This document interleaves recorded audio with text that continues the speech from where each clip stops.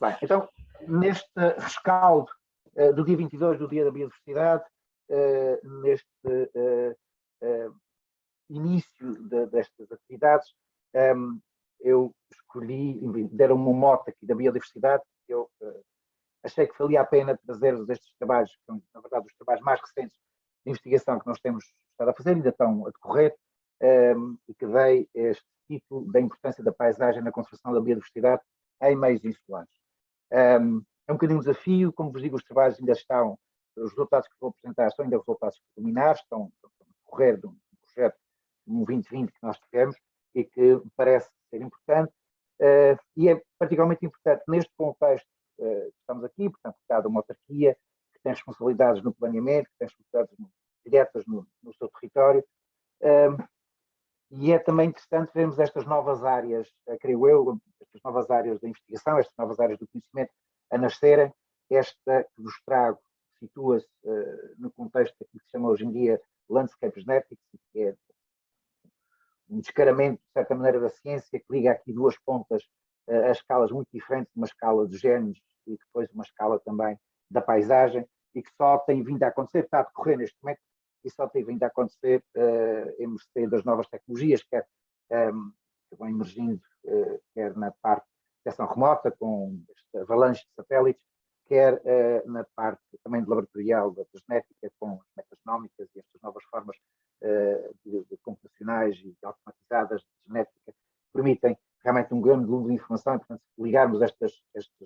duas pontas. Este trabalho tem sido feito no nosso Centro de Biotecnologia dos Açores, por uma vasta equipa. Eu aqui, digamos, acentuei, trouxe os nomes das pessoas que eram mais diretamente envolvidas nesta comunicação, mas uma equipa por trás a tentar estudar estes processos que ocorrem à escala da paisagem, onde nós podemos interferir diretamente no planeamento, como vão ver, e que são de imensa responsabilidade e, eventualmente, permitem um bocadinho o descaramento, podem vir a ser um elemento, ou serão certamente um elemento fundamental dos processos de conservação da natureza. Ora bem, eu pretendia passar por estes pontos, se o tempo me deixar, vamos fazer aqui uma pequena introdução à biodiversidade na biologia da conservação,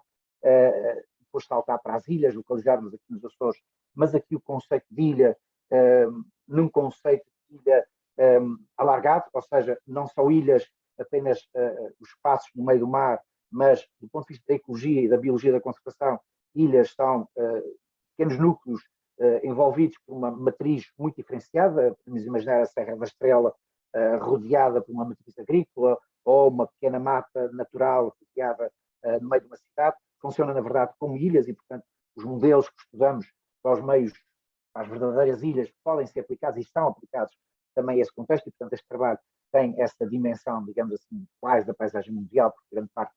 como vão ver, do mundo está fragmentado em pequenas ilhas naturais, de valores naturais. Depois vamos estudar o que é, ou vamos ver aqui um bocadinho o que é as respostas sociais a este processo, que são as conectividades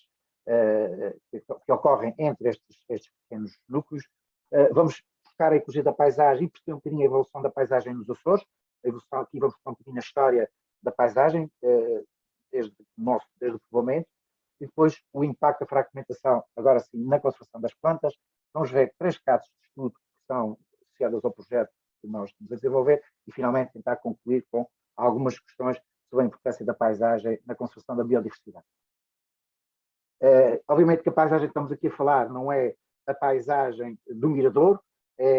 podemos chamar a paisagem ecológica ou a paisagem funcional, e, portanto, é um conjunto de sistemas que se interligam num determinado espaço, numa determinada região, mas que estão próximos fisicamente e que comunicam entre si de alguma maneira, tal conectividade.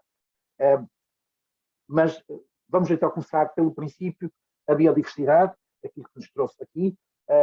e a biodiversidade em ecologia, como muitos saberão, não é exatamente o conceito comum, popular, que se tem de biodiversidade, que se liga imediatamente esta palavra ao número de espécies diferentes que existem num determinado local. Essa é uma visão muito reduzida daquilo que em ecologia nós consideramos biodiversidade. Biodiversidade em ecologia é uma questão mais ampla, é uma questão multidimensional, como vamos ver agora, é uma questão que aborda vários níveis de várias escalas do conhecimento da diversidade, e inclui também questões das relações estabelecidas entre organismos, da distribuição de recursos que existe e, principalmente, é um indicador do potencial evolutivo. E isto é cada vez mais importante no universo em que falamos de aquecimento global e que falamos de fortes transformações ambientais, perceber ou ter informação sobre a capacidade que as espécies do mundo natural têm em se adaptarem aos novos cenários, aos novos mundos, à nova biosfera que nós estamos a produzir, torna-se essencial, porque os que não foram provavelmente vão ficar por caminho e teremos assistido, como já estamos a assistir, a taxas de extinção muito grandes. O primeiro nível que podemos considerar nesta diversidade é aquilo que se chama a diversidade genética, e se quisermos aqui este exemplo com uma plantinha numa determinada área, a diversidade genética era no passado um bocadinho tateada pelas variações fenológicas das espécies dos indivíduos, quer dizer, dos indivíduos maiores, mais pequenos, os mais coloridos. Portanto, dentro da mesma população havia e há, como também há em nós, diferenças genéticas que eram expressas nas características das espécies. Hoje em dia, obviamente, com a genética e depois as formas mais avançadas hoje atuais, a metagenómica, conseguimos detectar, enfim, essa diversidade genética, assim como expressa, seja em análise dos genes, seja em sequenciações que já vão havendo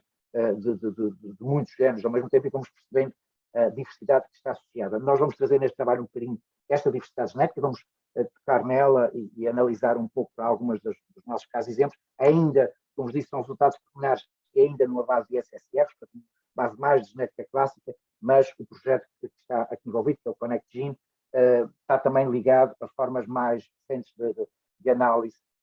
dessa diversidade genética. Depois temos a clássica em biologia, a que chamamos de diversidade, ou que se chama de diversidade alfa, e que é dentro de uma determinada comunidade, num determinado local, qual é a diversidade de espécies que temos, isto é a riqueza específica, como dizia há pouco, mas também qual é a proporção dessas espécies e a relação que se estabelecem entre si, o evenness, como se chama em ecologia, dessas espécies, que no conjunto permitem, nós temos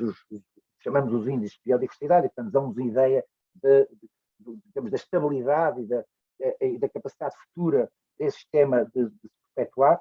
E a diversidade beta, um bocadinho uma escala um bocadinho mais alargada, quando nós comparamos mais do que um sistema, mais do que um local, que espécies é que estão presentes, que relação é que estabelecem, que proporções é que se diferencia o sítio A do sítio B, e finalmente a uma escala mais alargada, uma escala da região, se quiserem, a diversidade gama. E é aqui que se localiza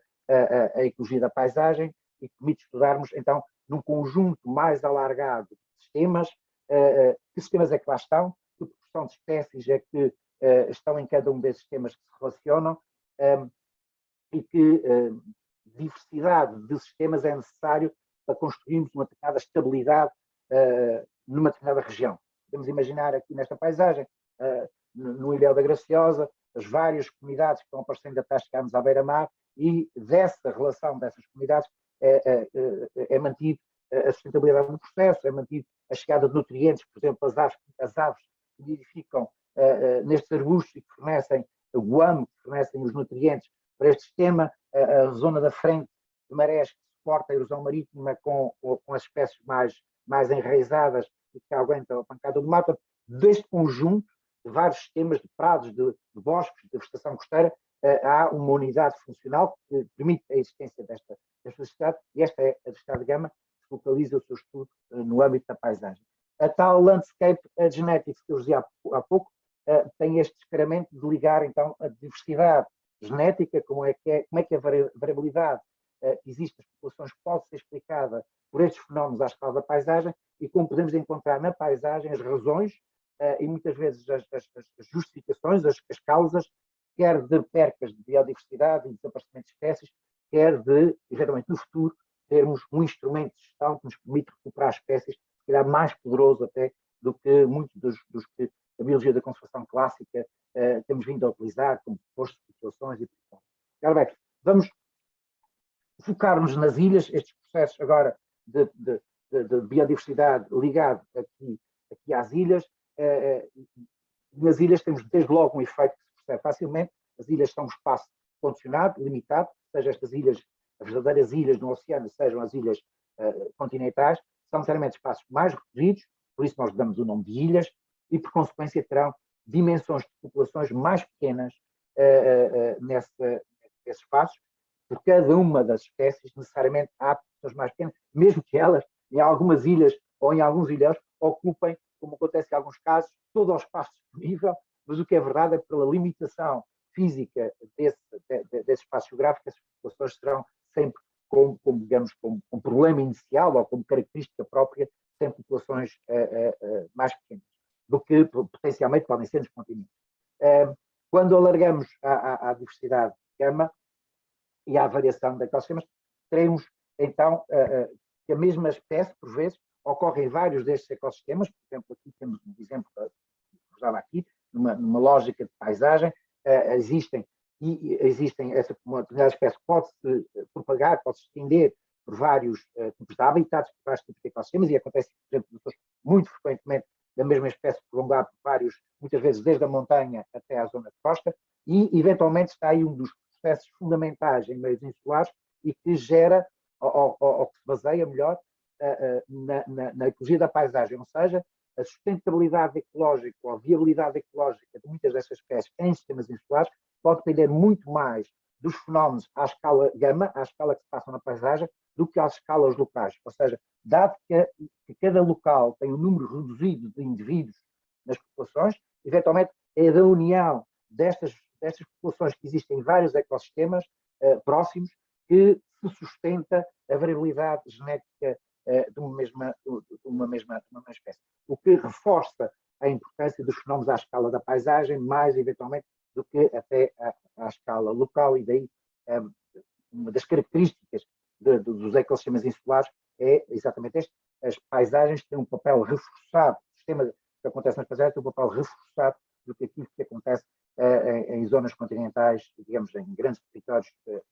continentais. Se formos aqui tentar interpretar os fenómenos que ocorrem, enfim,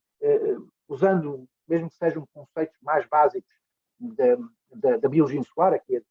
modelos de McCarthy-Wilson da biogeografia insular, estes conceitos tornam-se, estamos aqui a discutir, tornam-se um bocadinho mais pertinentes, mais importantes. O que diz o modelo, como se lembraram de McCarthy-Wilson, diz-nos que existe um equilíbrio em cada espaço insular, que depende, por um lado, da sua distância, vamos aqui está dito ao continente, da sua distância, se for nos ecossistemas continentais, da sua distância à principal fonte de diásporas, a principal fonte de sementes ou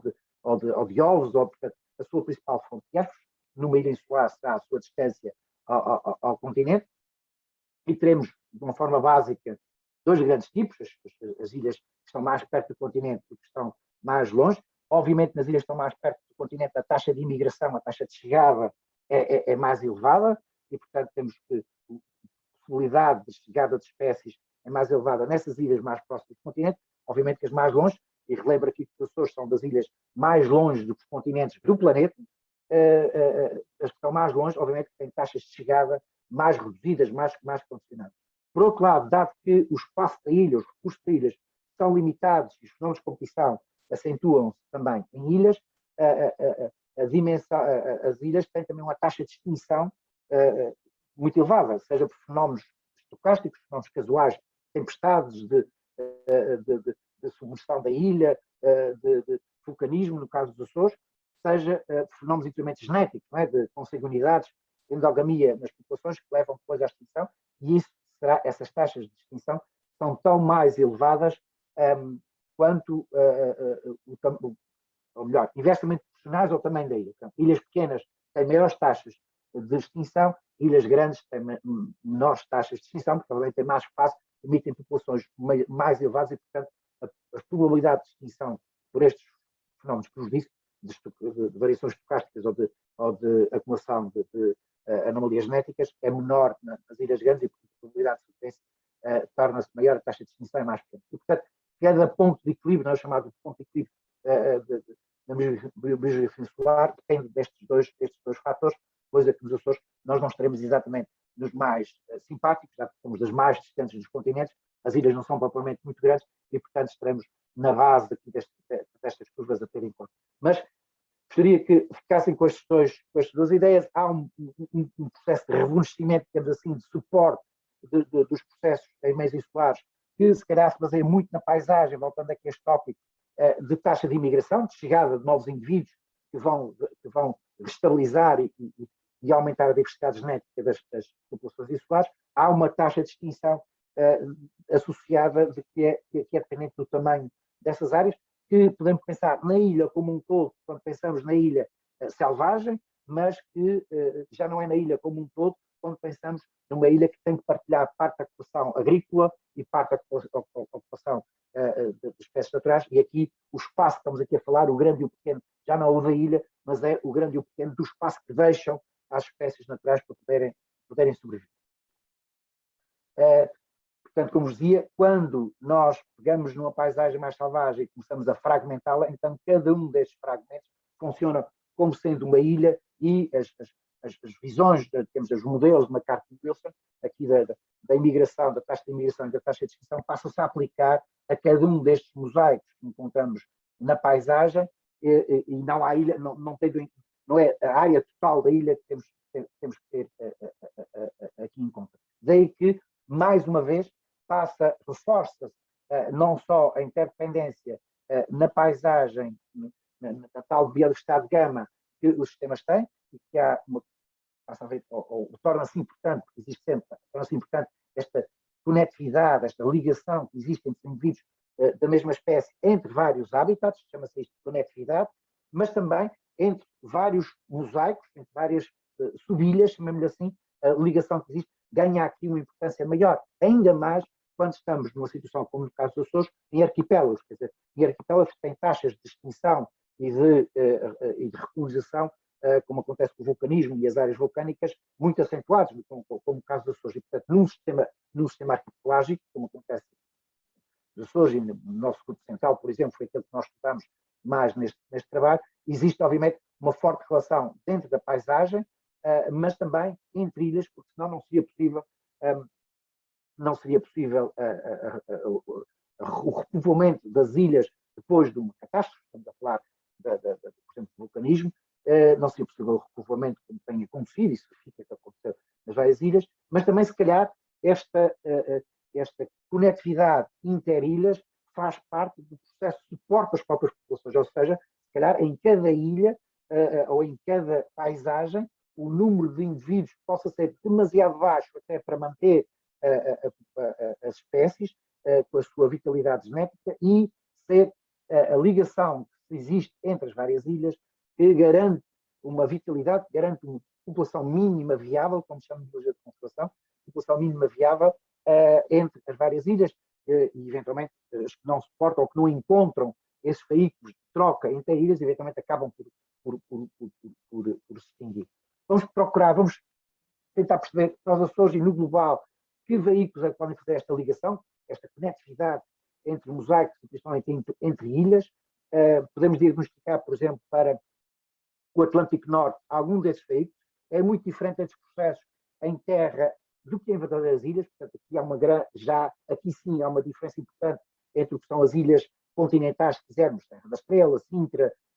uma lagoa, em meios continentais, do que em meios insulares. Em meios insulares o isolamento é maior, por exemplo, em meios continentais podemos contar com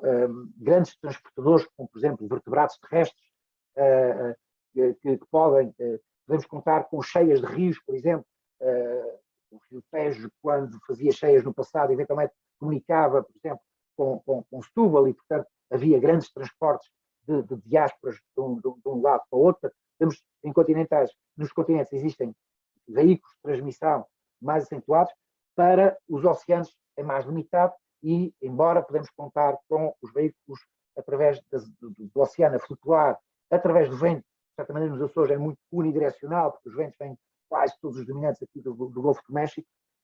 teremos que certamente apostar muito e estudar melhor, e certamente é a grande aposta, digamos, da natureza em termos de veículos de conectividade, as aves. Quer as aves territoriais, e que por alguma razão se deslocam perdidas no oceano e se deslocam de um arquipélago para o outro, quer as aves migratórias perdidas no oceano e que vão chegando, muitas delas aos Açores, e que fazem principalmente a comunicação não só do continente, principalmente da América para os Açores, e da Europa para os Açores, mas também entre as várias ilhas dos Açores. E não nos esqueçamos que a distância entre Santa Maria e o Corvo, dentro da Copa dos Açores, é imensa, é quase como Santa Maria à Madeira. Portanto, estamos aqui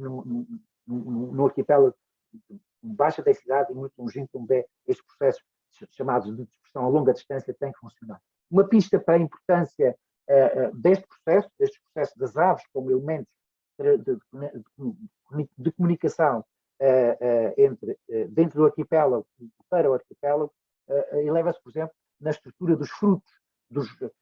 e vou-me focando aqui, se me permitem, mais nas plantas, porque é o nosso objeto de estudo, e, portanto, aqui que nós chamamos os diásporos, as formas de comunicação que as plantas têm para se colocarem de um lado para o outro, e que são dois, como sabem, as sementes por um lado e por outro lado o pólen, e é muito curioso quando olhamos para as plantas dos Açores, as plantas naturais, as plantas endémicas dos Açores, as linhosas, por exemplo, quase todas têm frutos deste tipo, estamos aqui a ver, a silva mansa, o pau branco, o tamujo,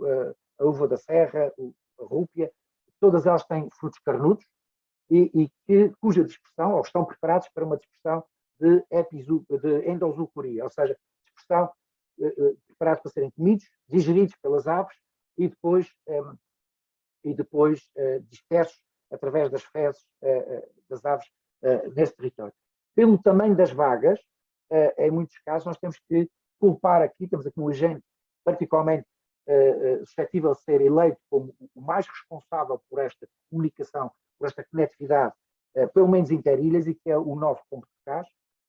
porque tem dimensões, capacidades de voo, comportamentos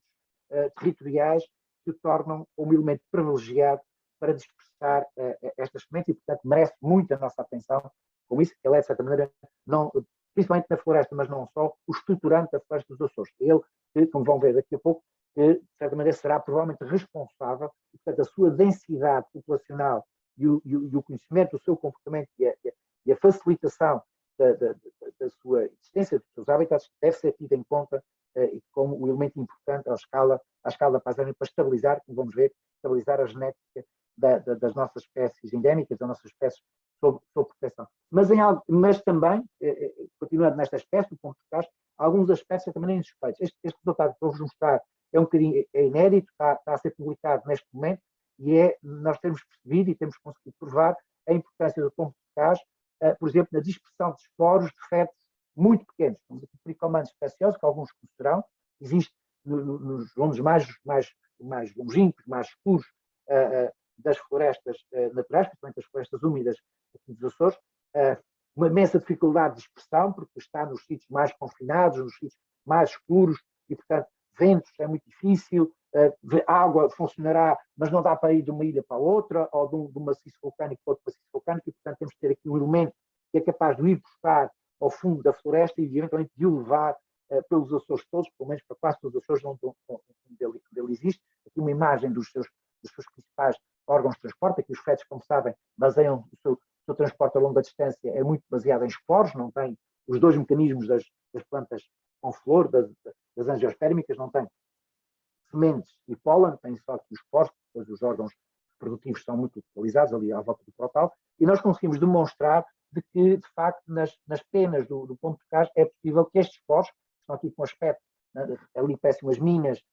com estes espinhos todos, estes espinhos permitem que ele fique preso nas pequenas rádulas das penas e muito persistentes, aguentam de facto muito tempo e muito vento nestas penas e, portanto, podem, depois do pombo passar e tocar nestes esporos ou de alguma maneira os levar consigo, eles podem ficar durante muito tempo nas penas e serem levados perfeitamente de uma ilha para outra através das penas. Portanto, aqui o fenómeno da epizoocoria responsável também o pombo de Cás. Porque o pombo de Cás e não outras aves, que também fica nas penas de outras aves, porque é daqueles que têm um território mais alargado dos Açores, enquanto que a maioria das outras aves tem um território muito localizado, o mel preto, por exemplo, um território muito localizado, e, portanto, a possibilidade de expressão pelas várias paisagens e pelas várias ilhas é, de facto, muito mais reduzido nesta espécie. Portanto, mas há, de facto, um conjunto imenso de processos de comunicação, esta conectividade, e que é feita não só, como vos digo aqui, por pombo de Cás, o mel preto, temos também dados que ele faz, pelo menos à escala local, essa é responsável por essa dispersão. Algumas espécies aparentemente assentam no vento, mas não muitas. Aliás, um fenómeno conhecido em ilhas, que as espécies perdem rapidamente a dispersão pelo vento dado a relação entre o esforço de dispersão e o acertar no habitat certo é muito difícil em ilhas, ser muito pequeno, apostam mais em formas da água, por exemplo, a dispersão pela água é muito mais utilizada em meios insulares, e nos Açores sim, temos muitas espécies dos Açores, como a tagélica, que vamos ver daqui a pouco, que têm dispersão pelas águas, daí a importância dos recursos hídricos, das ribeiras, terem um comportamento mais natural para poderem funcionar aqui como agentes dispersores e de conectividade na paisagem. Vamos voltar um bocadinho no tempo para trás e vermos agora essa paisagem para trás ali à volta de 1400, se quiserem, ou 1300 ou 1000 anos atrás, e a imagem dos Açores, destas ilhas, seria, como percebem, que sabemos, enfim,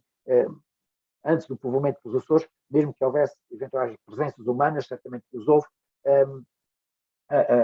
a matriz, digamos, a grande mancha seria de vegetação natural, chamamos a isso uma matriz natural, e que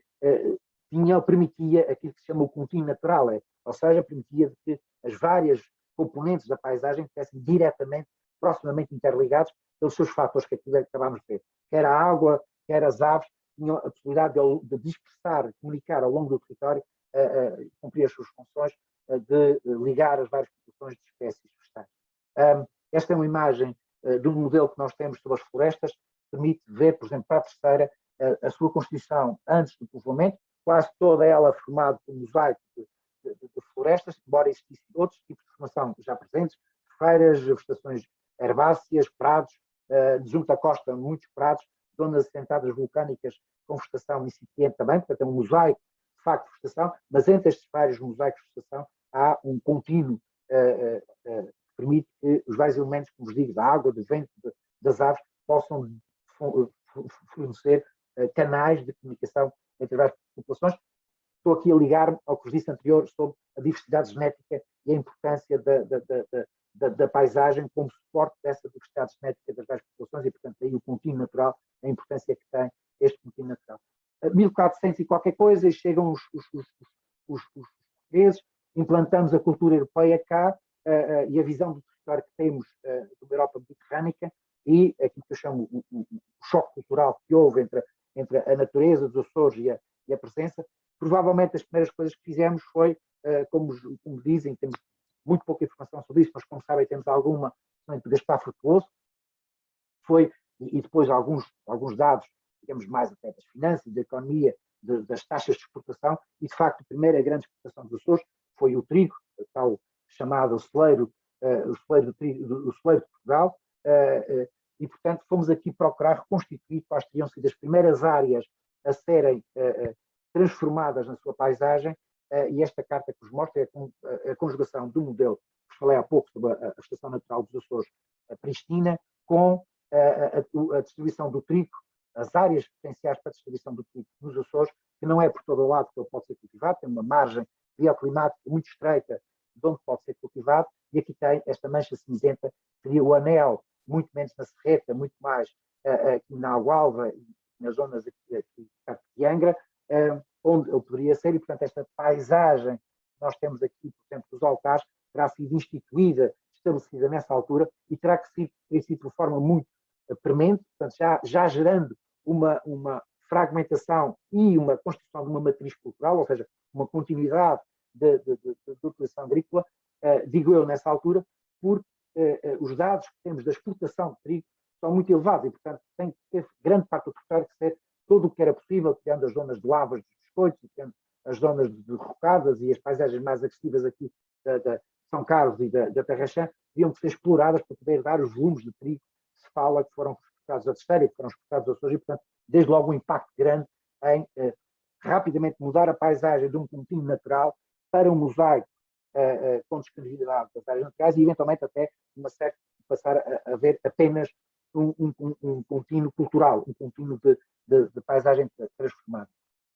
Não temos muito mais imagem, muito mais dados quantitativos ao longo do século XVI, século XVII. Voltamos a ter aquela que produzimos, uma análise quantitativa das primeiras fotografias aéreas que há para os Açores, neste caso para a Terceira, à volta dos anos 40, 1945, 46, são as primeiras fotografias que se têm da terceira do pico que já vos mostro, e aqui já temos uma paisagem profundamente fragmentada, já aqui na terceira com um domínio da paisagem cultural. Estes são para 5 classes, do qual esta é urbana e depois a agrícola, o agros, como se chama, e portanto feiras e a floresta, e portanto já aqui uma fortíssima presença da paisagem. Aliás, é um momento de profunda transformação da paisagem, esta data, é o período da Segunda Guerra Mundial e pós-Segunda Guerra Mundial, é onde existiu a maior agressão, a maior pressão sobre os recursos naturais, com a necessidade de lenhas, a necessidade de erva, a população era relativamente grande,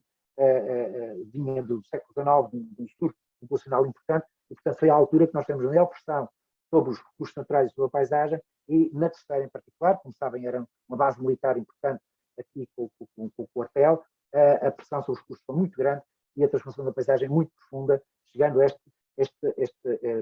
esta fragmentação profunda da paisagem, embora existissem 3 ou 4 grandes manchas de vegetação natural, estes mosaicos grandes, mas já fragmentados, com problemas de comunicação, de conectividade entre eles. No pico não era tão grave, isto é também para a mesma data, análise do pico, há aqui a zona da montanha que fomos à parte, um ecossistema à parte, mas voltando às mesmas unidades que tínhamos há pouco, já aparece, sim senhor, a presença de uma matriz cultural, mas a matriz natural ainda está muito presente, com grandes continuidades, praticamente todos os mosaicos comunicam entre si nessa altura da matriz natural. Saltamos para a imagem recente, a situação recente da paisagem. A terceira tem um reverter, não é? Há aqui um retomar de muitas comunicações, reparem que passa-se a gerar muitas comunicações, resulta de um esforço de floração da ilha, resulta de um esforço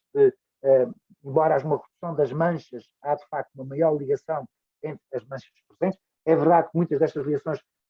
foram dados por cobertos florestais implantados, muitos deles com criptomeira japónica, mas aparece, para além deste aumento da zona urbana relativa importante, com o aumento do Polo de Angra e da Praia da Vitória e do aeroporto, que crescem 2 núcleos importantes que ocupam o espaço no território, nasce um novo problema, que, enfim, hoje em dia é muito falado, como sabem, e que tem um novo mosaico, aqui representado por este verde mais clarinho, e que é a presença de uma espécie invasora, o Pittosporum, desertificadora, que aparece em algumas zonas, e aqui selecionamos as zonas de maior densidade da presença de Pittosporum, e que cria um novo deserto, assim, há uma nova quebra de conectividade, embora num espaço florestal, mas pela agressividade química e a agressividade ecológica desta espécie, ela faz, para muitos casos, no caso das plantas endémicas, isso acontece, uma desertificação da paisagem, então funciona como uma barreira, embora uma barreira florestal, mas também uma barreira à conectividade entre os sistemas. Portanto, na verdade, um aumento da fragmentação, há uma diminuição dos fragmentos, desculpa, eu disse mal, há um aumento da conectividade, mas a diminuição do tamanho dos fragmentos naturais do caso da terceira. No caso do pico, o processo é um pouco conjugação do pior, ou seja, há uma clara diminuição das áreas naturais, há uma quebra da conectividade entre muitas áreas naturais, neste momento já é difícil, por exemplo, as áreas naturais do Cabeço do Caveiro comunicarem com as áreas naturais da zona mais ocidental da ilha. O processo ainda ocorre, está a ocorrer neste momento, que eu mostro da Junqueira, uma grande mancha natural de floresta que está a ser fragmentada, de acordo, aliás, com as teorias quase by the book, das teorias da ecologia da paisagem, que nos falam primeiro de uma abertura de estradas e de caminhos e de acessos, e depois um alargamento em áreas pontuais, que é o que é que acontecer, e finalmente o desaparecimento da conectividade e a formação de mosaicos isolados das manchas naturais, está a acontecer ainda neste momento, e para além disso, recarregado este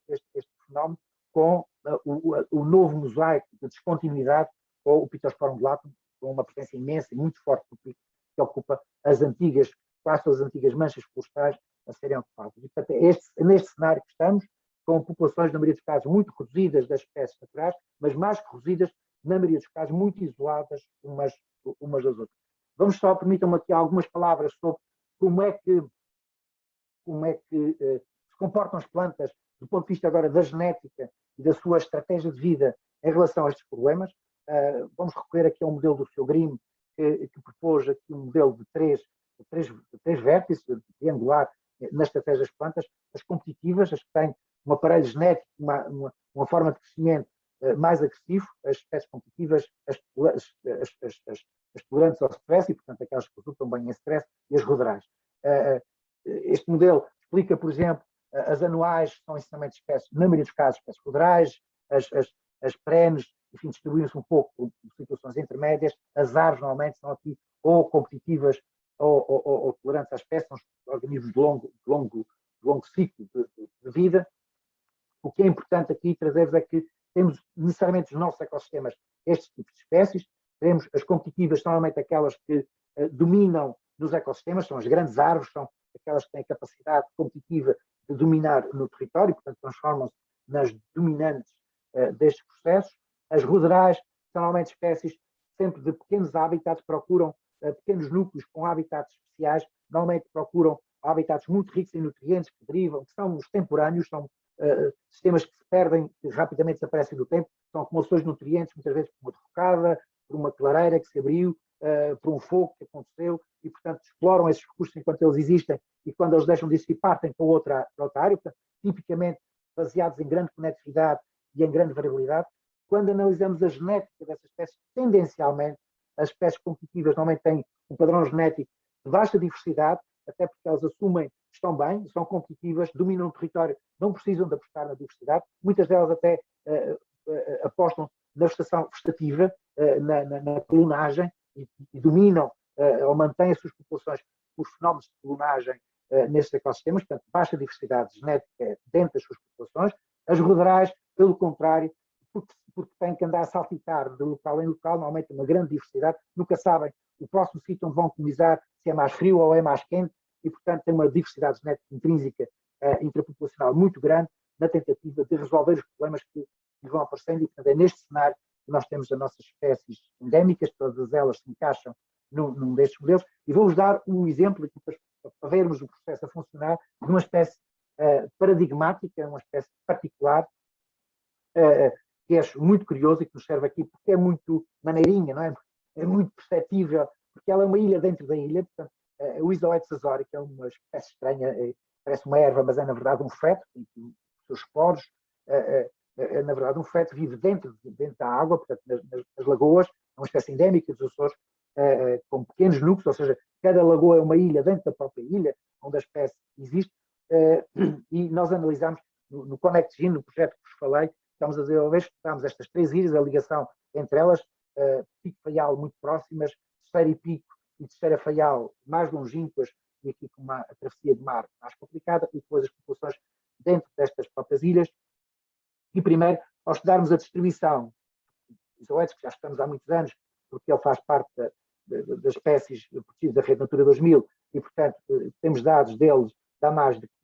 30 anos de isoetes. Quando fomos atualizar os inventários para este estudo da sua presença do isoetes, verificámos o seguinte aqui em relação a este grupo de ilhas em estudo. Há 4 lagoas dos Açores com isoetes assinalados, 2 delas, a Lagoa do Negro e a Lagoa do Opanac, a espécie está extinta, ou pelo menos nos últimos 10 anos não é possível de encontrar nessas lagoas, o que demonstra aqui alguma preocupação. Depois temos na Lagoa da Joaninha e na Lagoa da Serreta,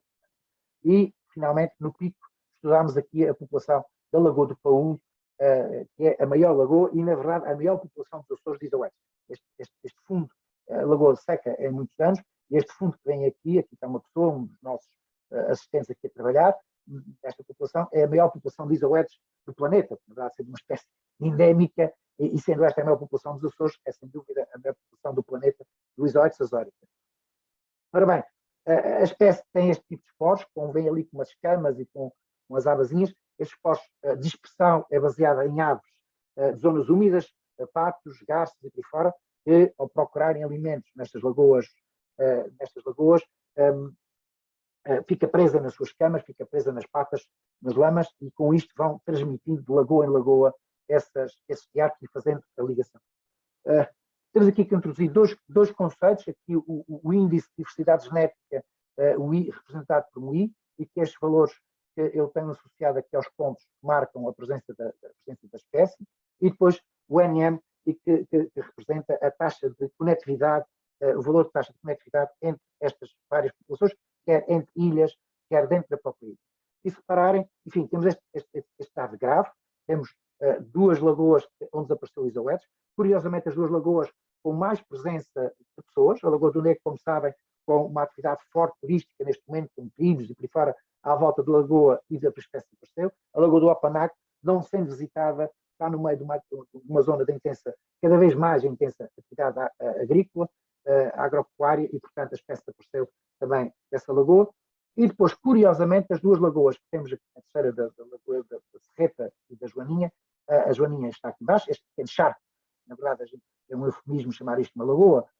é um pequeno charco distrófico aqui no fundo da reserva integral do Parque Natural da Ilha Terceira, e que tem o maior valor de diversidade intrapopulacional das populações de Oeiras dos Açores. Tem 0,38 de diversidade, não sendo uma fantástica, é a maior que nós temos nos Açores, localizada nesta pequena lagoa, muito suscetível também a movimentos fantásticos. A Lagoa da Serreta, sendo maior e aparentemente teria melhores condições, tem um valor ligeiramente mais baixo, 0,31, de diversidade intrapopulacional. Depois, estranhamente, a grande mancha de isoetes do pico da Lagoa do Paú tem apenas 0,26. E, portanto, isto é uma grande lição que mostra que o tamanho das populações não tem nada a ver, quer dizer, não tem a ver, estes fenómenos não têm diretamente a ver com a diversidade intrínseca da genética das espécies. Não são as maiores populações, porque que são as mais importantes para a conservação e aquelas que retêm maior valor patrimonial em termos de diversidade genética. E depois, como seria de esperar, uma relativa elevada troca de genes, embora não seja fantástica, mas curiosamente existe uma comunicação entre as lagoas do Pico e as lagoas da Terceira, porque o valor aqui de NM é de 3,24. Portanto, existem processos que estabilizam de alguma maneira estas populações e que permitem a sua perpetuação, comunicando entre as várias ilhas, inclusive mais do que a própria comunicação dentro da própria ilha, que é 1,45. E, portanto, onde é que isto nos leva? Leva-nos à importância das aves, em particular das aves de zonas úmidas, como elemento de sustentabilidade destas espécies. Ou seja, estes valores 0,26, 0,31 são demasiado baixos para que estas espécies a longo prazo possam garantir a sua vitalidade, sem entrar em endogamia, o suporte da diversidade genética. Ou seja, elas caminham por si só para um fenómeno de extinção, por endogamia, por acumulação de taras genéticas, por movimentos estocásticos. Dependem essencialmente desta troca de genes que se efetua, deste corredor ecológico estabelecido, cujo corredor ecológico é uma lógica de stepping stones entre lagoas, focado para as aves. Portanto, tudo o que nós fizermos às aves, como assustá-las, como criar caminhos nas lagoas, como criar ruído, como afastá-las destas aves, como caçá-las, é o contributo para quebrar esta conectividade e tornar isolado, eventualmente a caminho da extinção, cada um dos núcleos de isoetes que existe nesta paisagem. E daqui a importância das aves que estabelecem, na verdade, nos Açores e numa situação arquipelágica, a conectividade. Vamos para uma das espécies que nós estamos mais detalhadamente agora, uma das espécies é uma herbácea, como sabem,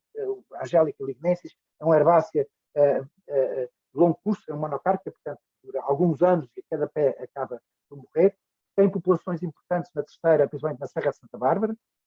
Tem um núcleo que felizmente está a alargar nos últimos anos no pico à volta do Cabeça de Caveiro, onde vemos aqui, por exemplo, uma imagem de drone dessas populações da contagem de indivíduos, com 4 indivíduos aqui assinalados em áreas que antes não estavam. Isto foi de há 2 anos esta contagem, portanto, há uma expansão,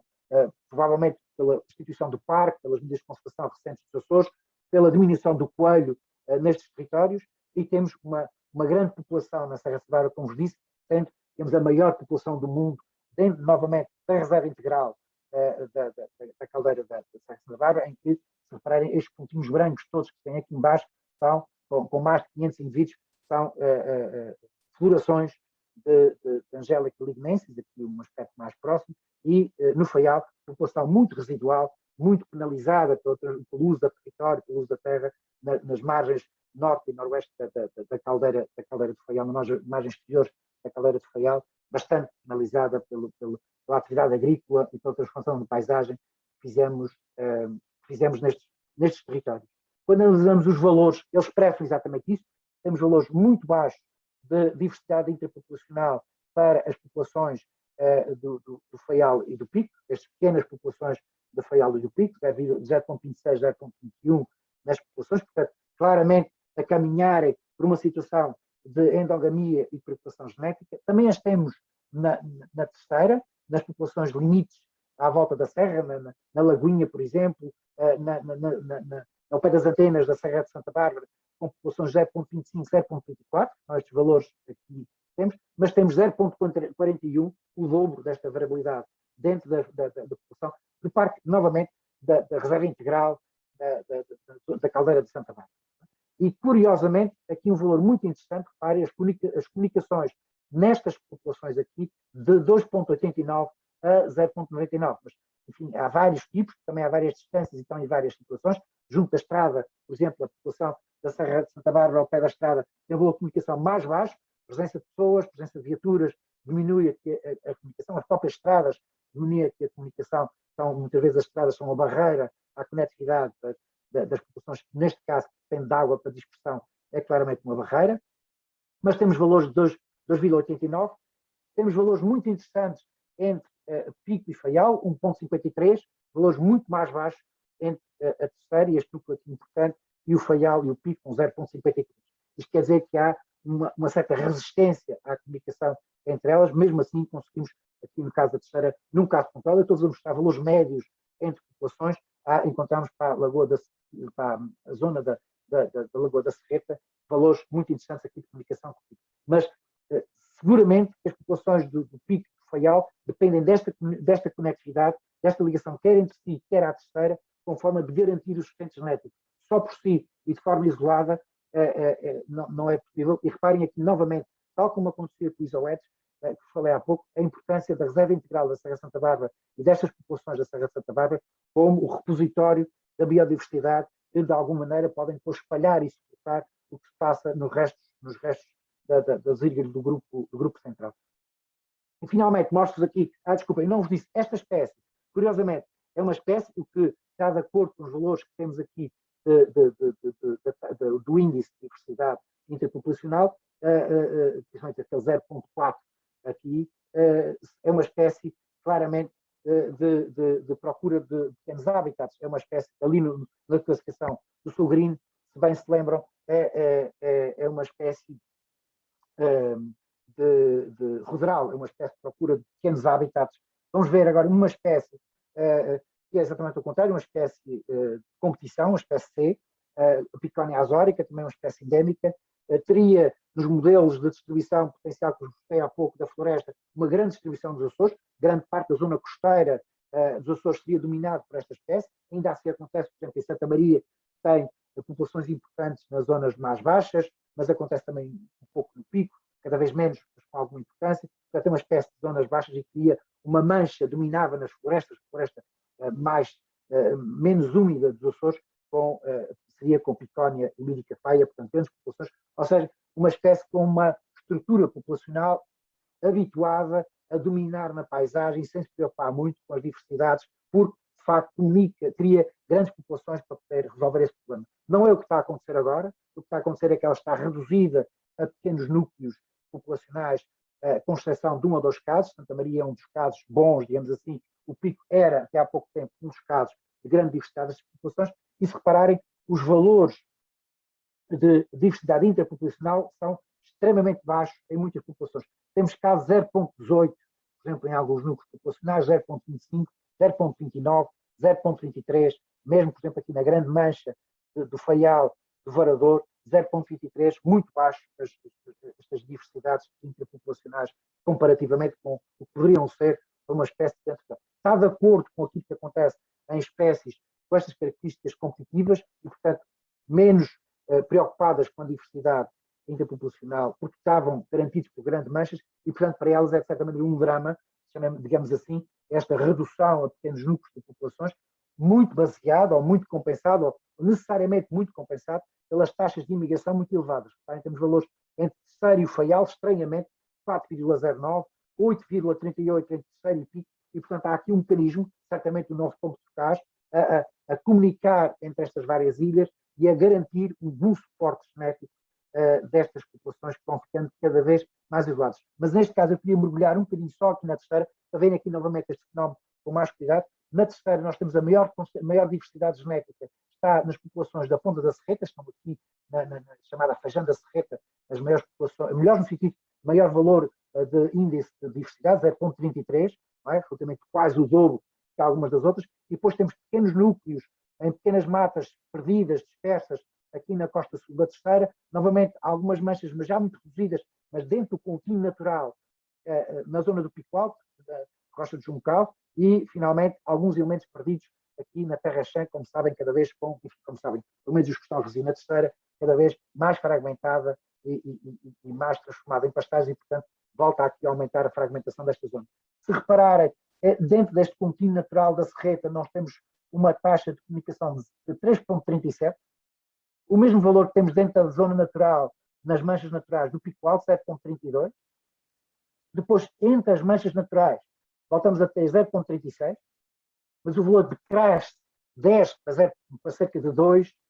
para as populações que estão isoladas e fragmentadas na paisagem. E, portanto, o efeito da paisagem, o efeito da presença humana, da diminuição da presença das aves, do número de possibilidades de colonização efetivas, porque as plantas podem cair e nascer no meio da pastagem, ou cair e nascer no meio de uma estrada, e, portanto, as sementes não têm, pois, viabilidade nesses habitats, uma quebra da conectividade para os habitats mais limitados. Portanto, zonas naturais com contínuo, ainda com a boa conectividade entre elas, as manchas contínuas, as zonas fragmentadas com poucos indivíduos, praticamente condenados, quer pelos baixos valores de diversidade genética intrapopulacional, quer pela baixa, ou pelo menos uma decrescente conectividade que nos faz, a longo prazo, preocupar que estes indivíduos isolados não terão um grande futuro, não poderão, facilmente entram em endogamia ou são destruídos por fenómenos casuísticos que possam ocorrer nesta paisagem. E vou terminar com isto para vos refletir um bocadinho então sobre a importância da paisagem. Nós passamos ao longo da história, mas também ao longo da nossa utilização do território, de uma paisagem contínua natural, de uma paisagem muito fragmentada. Estes fenómenos têm sido, até agora, fenómenos, digamos, inconscientes, ou seja, a paisagem é o resultado da cultura e da atividade que existemos sobre ela, muitas vezes em resultado de fenómenos económicos, de financiamento, subsídios, de necessidades alimentares da população, de